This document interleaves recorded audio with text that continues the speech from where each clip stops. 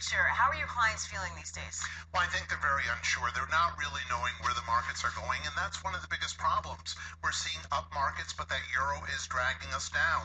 We're seeing consumer credit being a little bit up yesterday, yet at the same time, those credit card debts could pose a real problem to the markets down the road if people are not able to pay them back. So we've got a real mixed bag right now, and people are scared. They're not sure where things are going. So what does that mean? They sit on the sidelines or they're in? They're in, but they're in more conservatively. They're into bonds, they're into annuities, they're into things that are going to guarantee them growth, and they're backing a little bit away from stocks. So basically taking a risk off the table. Most of the risk is coming off the table. Where I used to see people who were moderately aggressive, I'm starting to see people now that are really moderately conservative, if not all the way to the conservative side. So, okay, so equities, what about cash? Cash, people still are a little sketchy with the banks. They're not really sure, whether they should put their money there. But I always say to people, listen, even if you're earning 0.20, it's better than earning nothing. Just put your money in there. It's good to have emergency reserves. You got to have at least 9 months. You got to be able to handle whatever comes your way. It is pathetic, though, what you're getting at the banks these days. It is, but as long as we are in this situation, I don't think the Federal Reserve is going to be changing one way or the other.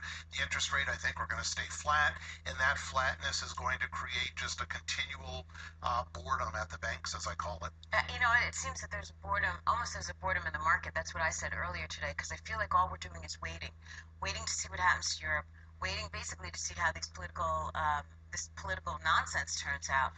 So as a result, I think a lot of people are on the sidelines. They are, but the ray of hope that we really have right now is coming out of the Pacific Rim.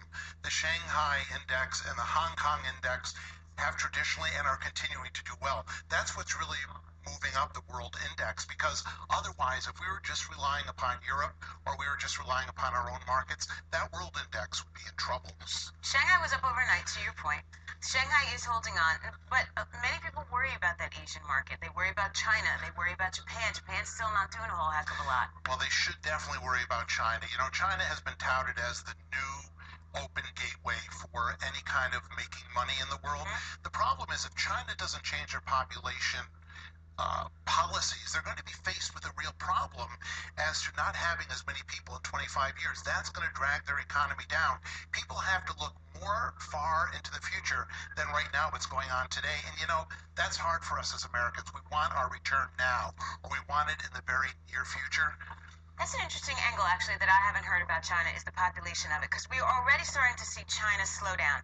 We know they're not building as many homes, they're not buying as many cars. And for Tiffany to come out and say, we're not selling as much stuff, we were relying on the foreign markets, actually, to buy all that kind of stuff. So we're seeing China slow down already. Absolutely, and all the retailers over there are going to be hurting. I mean, Sears is having a very difficult time right now. Well, everywhere. Right, and we're seeing problems with JCPenney's. I mean, nothing in the retail market, especially when it comes to consumer goods that people could see as optional, are really going to do that well. I think, as opposed to some people that say the next 6 months are going to be a wonderful time in the markets, I'm a little bit more on the fence. I'm saying, we could seesaw. We've got to see what's going to happen with the euro. Yesterday, Hungary came out. Right. And there it was. The debt is now all junk.